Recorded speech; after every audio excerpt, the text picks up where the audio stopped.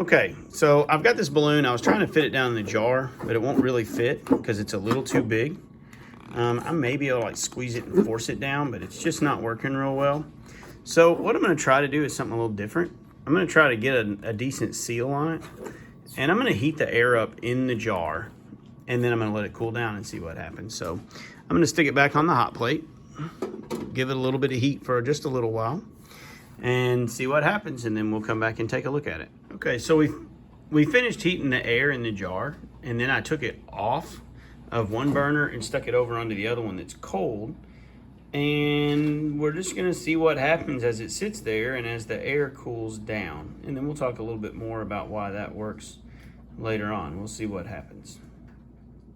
Okay, so one of the things you can see is as the air in the jar cooled down, it actually pulled the balloon down inside the jar. Now, if I had maybe filled that balloon with water where the temperature of the fluid inside the balloon didn't adjust as much as the air, it probably would have pulled it all the way down in the jar and just dropped it into the bottom. But because it was just air, it just sucked it down a little ways until the air cooled off. But we heated the air, then we cooled the air, and as the air cooled, it got lower pressure, and it pulled the balloon down into the jar. And it's in there pretty tight. And I just set it on top of it, and now it's pulled it down pretty good.